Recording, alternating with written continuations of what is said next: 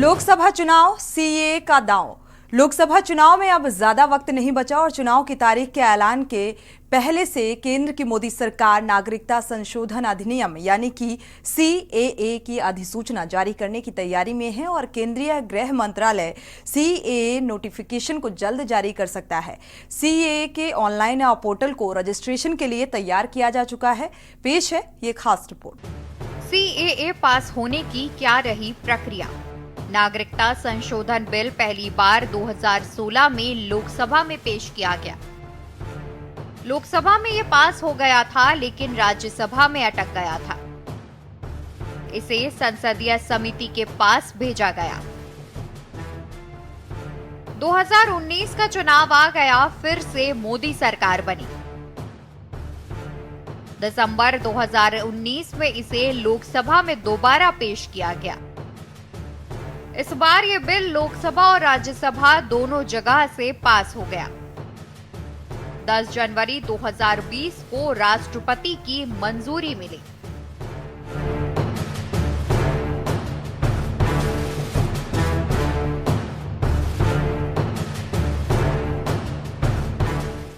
लोकसभा चुनाव की घोषणा से पहले ही केंद्र की मोदी सरकार देश में नागरिकता संशोधन अधिनियम 2019 लागू करने जा रही है। इसको लेकर गृह मंत्री अमित शाह सहित पक्ष विपक्ष में लगातार बयानबाजी का सिलसिला जारी है। बता दें कि सरकार ने वेब पोर्टल समेत अन्य जरूरी तैयारियां पूरी कर ली हैं। ये कानून संसद के दोनों सदनों से 4 साल पहले मंजूर हो गया था।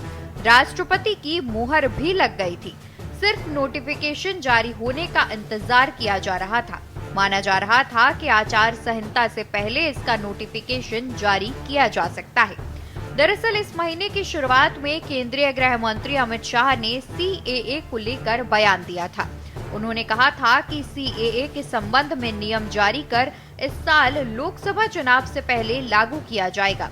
शाह का कहना था कि हमारे मुस्लिम भाइयों को गुमराह किया जा रहा है और भड़काया जा रहा है। सीएए सिर्फ उन देशों के अल्पसंख्यक लोगों को नागरिकता देने के लिए है जो पाकिस्तान, अफगानिस्तान और बांग्लादेश में उत्पीड़न का सामना करने के बाद भारत आए हैं। ये किसी भी भारतीय नागरिकता छीनने के लिए नहीं है। गृह मंत्री अमित शाह ने नागरिकता संशोधन कानून को लेकर संसद में बताया था कि अफगानिस्तान, पाकिस्तान और बांग्लादेश मुस्लिम देश हैं। वहां धर्म के नाम पर बहुसंख्यक मुस्लिमों का उत्पीड़न नहीं होता, जबकि इन देशों में हिंदुओं समेत अन्य समुदाय के लोगों को धर्म के आधार पर प्रताड़ित किया जाता है। इसलिए इन देशों के मुस्लिमों को नागरिकता कानून में शामिल नहीं किया गया है। हालांकि इसके बाद भी वह नागरिकता के लिए आवेदन कर सकते हैं, जिस पर सरकार विचार कर फैसला लेगी। नागरिकता संशोधन बिल पहली बार 2016 में लोकसभा में पेश किया गया था। यहां से तो यह पास हो गया था, लेकिन राज्यसभा में अटक गया था। बाद में इसे संसदीय समिति के पास भेजा गया और फिर 2019 का चुनाव आ गया। फिर से मोदी सरकार बनी। दिसंबर 2019 में इसे लोकसभा में दोबारा पेश किया गया। इस बार ये बिल लोकसभा और राज्यसभा दोनों जगह से पास हो गया। 10 जनवरी 2020 को राष्ट्रपति की मंजूरी भी मिल गई थी।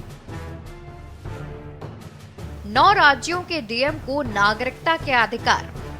गुजरात, राजस्थान, छत्तीसगढ़, हरियाणा, पंजाब, यूपी, एमपी, दिल्ली और महाराष्ट्र के डीएम को अधिकार। पिछले 2 साल में 9 राज्यों के 30 से ज्यादा जिला मजिस्ट्रेटों और गृह सचिवों को अथॉरिटी दी गई है। डीएम को अफगानिस्तान, पाकिस्तान और बांग्लादेश से आए गैर मुस्लिम अल्पसंख्यक समुदायों को भारतीय नागरिकता देने की शक्तियां। 1 अप्रैल 2021 से 31 दिसंबर 2021 तक गैर मुस्लिम अल्पसंख्यक समुदायों के कुल 1414 विदेशियों को भारतीय नागरिकता दी गई। इन राज्यों में कानून लागू नहीं। संविधान की 6ठी अनुसूची में शामिल राज्य व आदिवासी क्षेत्रों में नागरिकता संशोधन कानून लागू नहीं होगा। ये प्रावधान बंगाल ईस्टर्न फ्रंटियर रेगुलेशन 1873 के तहत अधिसूचित इनर लाइन क्षेत्रों पर भी लागू नहीं होंगे। असम कार्बी आंगलोंग जिला, बोडोलैंड, नॉर्थ चाचर हिल्स जिला। मेघालय, खासी हिल्स, जयंतिया हिल्स और गारो हिल्स जिले। मेघालय में सिर्फ शिलोंग को छोड़कर बाकी क्षेत्रों में कानून लागू नहीं होगा। त्रिपुरा के आदिवासी जिले, मिजोरम, अरुणाचल प्रदेश, नागालैंड। सीएए के विरोध में हुए विरोध प्रदर्शन। आपको बता दें कि सीएए के लागू होने में देरी के कई कारण रहे। शुरुआती विरोध के कारण पूरे देश में सीएए पर बहस तेज हो गई थी। खासकर असम और त्रिपुरा जैसे राज्यों में व्यापक प्रदर्शनों ने चिंताएं बढ़ा दी थी। दिल्ली के शाहीन बाग में धरना दिया गया। असम के गुवाहाटी में विरोध में सभाएं हुई। उसके बाद सुप्रीम कोर्ट में याचिकाएं दायर की गईं और इसकी संवैधानिक वैधता पर सवाल उठाए गए। आलोचकों ने तर्क दिया कि ये कानून भेदभावपूर्ण है। इसमें म्यांमार के रोहिंग्या और तिब्बती बौद्धों जैसे कुछ उत्पीड़ित समूहों को शामिल नहीं किया गया है। इस बीच कोरोना के कारण देश में लॉकडाउन और प्रतिबंध लागू कर दिए गए। ऐसे में विरोध प्रदर्शन थम गए थे। फिर सीएए पर लंबी खामोशी बनी रही। संसद में पारित होने के 4 साल बाद भी सीएए लागू नहीं हो सका। दरअसल इसके नियमों और प्रक्रिया को अंतिम रूप दिया जाना बाकी था। बहरहाल सवाल उठते रहे हैं कि इस कानून को लागू करने में देरी क्यों हो रही है। साल 2020 से सरकार की तरफ से लगातार सीएए को लेकर एक्सटेंशन लिया जा रहा है। दरअसल संसदीय प्रक्रिया की नियमावली के मुताबिक किसी भी कानून के नियम राष्ट्रपति की सहमति के 6 महीने के भीतर तैयार किए जाने चाहिए। ऐसा न होने पर लोकसभा और राज्यसभा में अधीनस्थ विधान समितियों से विस्तार की मांग की जानी चाहिए। सीएए के केस में 2020 से गृह मंत्रालय नियम बनाने के लिए संसदीय समितियों से नियमित अंतराल में एक्सटेंशन लेता रहा है। ऐसा है कि ये अभी कंट्रोवर्शियल इशू नहीं है। क्यों नहीं है कि जो वहां से हिंदू हजरात माइग्रेट होकर के आए और उनको नागरिकता अभी तक नहीं मिली है, उसके लिए ये कानून आया है। भारतीय मुसलमानों के लिए नहीं है और मैं खुद उसके लिए बोलूंगा अगर कोई बात होगी तो। दीवान साहब ने यही अपील करी है कि किसी भी स्वार्थी तत्व के बहकावे में ना आए। इस कानून में ऐसा प्रावधान ही नहीं है कि किसी भारतीय की नागरिकता छीनी जाए। यदि किसी की भारतीयता की नागरिकता छीनी जाती है मुसलमान की, तो सबसे पहले आवाज हम तमाम लोग दीवान साहब की क़यादत में बुलंद करेंगे। ऐसा है कि ये अभी कंट्रोवर्शियल इशू नहीं है। क्यों नहीं है कि जो वहां से हिंदू हजरात माइग्रेट होकर के आए और उनको नागरिकता अभी तक नहीं मिली है, उसके लिए ये कानून आया है। भारतीय मुसलमानों के लिए नहीं है और मैं खुद उसके लिए बोलूंगा अगर कोई बात होगी तो सेंट्रल गवर्नमेंट को इसके बारे में साफ करनी चाहिए कि ये उन लोगों के लिए है। इसमें हमारे देश के गृह मंत्री ने आधिकारिक बयान दे दिया है। दीवान साहब ने यही अपील करी है कि किसी भी स्वार्थी तत्व के बहकावे में ना आए। इस कानून में ऐसा प्रावधान ही नहीं है कि किसी भारतीय की नागरिकता छीनी जाए। ये भारतीय में जो बाहर से लोग आ रहे हैं, पीड़ित प्रताड़ित लोग, उनको नागरिकता देने के लिए। और यदि किसी की भारतीयता की नागरिकता छीनी जाती है मुसलमान की, तो सबसे पहले आवाज हम तमाम लोग दीवान साहब की क़यादत में बुलंद करेंगे।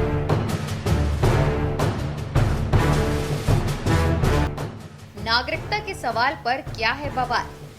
नागरिकता देने का अधिकार केंद्र सरकार के पास है। अफगानिस्तान, बांग्लादेश, पाकिस्तान के हिंदू, सिख, जैन, पारसी, बौद्ध और ईसाई समुदायों के प्रवासियों को नागरिकता का सवाल। भारतीय नागरिकता देने के लिए 1955 के नागरिकता अधिनियम में संशोधन किया गया। ऐसे प्रवासी नागरिक जो अपने देशों में धार्मिक उत्पीड़न से तंग आकर 31 दिसंबर 2014 से पहले भारत में आकर शरण ले चुके हैं। इस कानून के तहत उन लोगों को अवैध प्रवासी माना गया है जो भारत में वैध यात्रा दस्तावेज के बगैर घुस आए हैं या फिर वैध दस्तावेज के साथ भारत तो आए लेकिन तय अवधि से ज्यादा समय तक यहाँ रुक गए हों। रद्द भी हो सकती है आपकी नागरिकता। नागरिकता अधिनियम 1955 के अनुसार किसी भी ओसीआई कार्ड धारक की नागरिकता इन वजहों से रद्द हो सकती है। अगर ओसीआई पंजीकरण में कोई धोखाधड़ी सामने आती है यदि ऐसा करना भारत की संप्रभुता और सुरक्षा के लिए आवश्यक हो। केंद्र द्वारा अधिसूचित कोई अन्य कानून का उल्लंघन होता है। उल्लंघन में हत्या जैसे गंभीर अपराध के साथ यातायात नियमों का मामूली उल्लंघन भी शामिल है। सीएए को लेकर पक्ष और विपक्ष के क्या हैं तर्क? सीएए को लेकर विपक्ष का कहना है कि ये प्रावधान सिर्फ 6 धर्मों से जुड़े लोगों तक ही क्यों सीमित है, मुसलमानों को शामिल क्यों नहीं किया गया और ये सिर्फ 3 देशों से आने वाले लोगों पर ही क्यों लागू होता है। वहीं केंद्र सरकार का दावा है कि इन 6 धर्मों के लोगों को तीनों इस्लामिक देशों में उत्पीड़न का सामना करना पड़ा है, इसलिए उन्हें आश्रय प्रदान करना भारत का नैतिक दायित्व है। मुसलमान वहां धार्मिक मामलों में पीड़ित नहीं है। इस पूरे मामले में विपक्ष का कहना है कि इस कानून के जरिए खास तौर पर मुस्लिम समुदाय को निशाना बनाया जा रहा है। वो जानबूझकर अवैध घोषित किए जा सकते हैं। वहीं बिना वैध दस्तावेजों के भी बाकियों को जगह मिल सकती है। विपक्ष का तर्क है कि यह संविधान के अनुच्छेद 14 का उल्लंघन है, जो समानता के अधिकार की बात करता है। हालांकि पूर्वोत्तर के पास अलग वजह है। वो मानते हैं कि अगर बांग्लादेश से आए अल्पसंख्यकों को नागरिकता मिली तो उनके राज्य के संसाधन बट जाएंगे। देखिए क्या होगा, जब भी होगा अवाम, ये गलत कानून है, भारत के आईन के खिलाफ है, मजहब की बुनियाद पर बनाया गया है। हम हरगिज़ कभी खिलाफ नहीं थे कि चाहे हिंदू सिख हो जो पाकिस्तान में रहते हैं, अफगानिस्तान में रहते हैं, बांग्लादेश में रहते हैं, वो आ सकते हैं हमारे वतन भारत और लॉन्ग टर्म वीज़ा देकर एक प्रोसेस है उसका, उसके बाद उनको भारत की शरीयत भी देते हैं। मगर ये जो कानून बनाया गया, सिर्फ CAA को आप अकेले नहीं ले सकते। CAA को आपको NPR NRC से देखने की ज़रूरत है और ये इसका मकसद एक ही है कि मुस्लिम अक़लियत को, दलितों को और उन गरीबों को, चाहे किसी मज़हब के हो, उनको तंग किया जाए। तो मजलिस इसके कानून के खिलाफ थी और हमेशा इसकी मुखालिफत करते रहेगी। और मजलिस की नुमाइंदगी पर उस वक्त की TRS की हुकूमत में हमने तेलंगाना के असम्बली में एक रेजोल्यूशन को मंजूर करवाया था कि सेंसस गवर्नमेंट कराएगी मगर NRC। एक बड़ा वर्ग ये भी कहता है कि पूर्वोत्तर के मूल लोगों के सामने पहचान और आजीविका का संकट पैदा हो जाएगा। पूर्वोत्तर के मूल निवासी यानी वहां बसे आदिवासी लोग CAA के विरोध में हैं। इन राज्यों में अरुणाचल प्रदेश, असम, मणिपुर, मेघालय, मिजोरम, नागालैंड और त्रिपुरा शामिल हैं। इन 7 राज्यों के मूल लोग सजातीय हैं। इनका खान पान और कल्चर काफी हद तक मिलता है, लेकिन कुछ दशकों से यहाँ दूसरे देशों से अल्पसंख्यक समुदाय भी आकर बसने लगा। खासकर बांग्लादेश और पाकिस्तान के अल्पसंख्यक बंगाली यहाँ आने लगे। आवेदन करने की क्या होगी प्रक्रिया? सरकार ने पूरी प्रक्रिया को ऑनलाइन बनाया है। इसके लिए ऑनलाइन पोर्टल भी तैयार किया गया है। आवेदक अपने मोबाइल फोन से भी अप्लाई कर सकता है। आवेदकों को वो साल बताना होगा जब दस्तावेजों के बिना भारत में प्रवेश किया था। आवेदकों से कोई दस्तावेज नहीं मांगा जाएगा। नागरिकता से जुड़े कितने भी ऐसे मामले पेंडिंग हैं, वे सब ऑनलाइन कन्वर्ट किए जाएंगे। पात्र विस्थापितों को सिर्फ पोर्टल पर ऑनलाइन आवेदन करना होगा। उसके बाद गृह मंत्रालय जांच करेगा और नागरिकता जारी कर देगा। क्या किसी की जाएगी नागरिकता? संदेह, विरोध और असमंजस्य को लेकर सरकार ने साफ किया है कि नागरिकता संशोधन अधिनियम में किसी भी भारतीय की नागरिकता छीनने का कोई प्रावधान नहीं है, यानी किसी की नागरिकता पर कोई संकट नहीं है। गृह मंत्री का कहना है कि CAA किसी की नागरिकता छीनने का कानून नहीं है। CAA के तहत पाकिस्तान, बांग्लादेश और अफगानिस्तान से 31 दिसंबर 2014 से पहले आए गैर मुस्लिम 6 समुदायों को नागरिकता देने का प्रावधान किया है। बता दें कि कानूनन भारत की नागरिकता के लिए कम से कम 11 साल तक देश में रहना जरूरी है।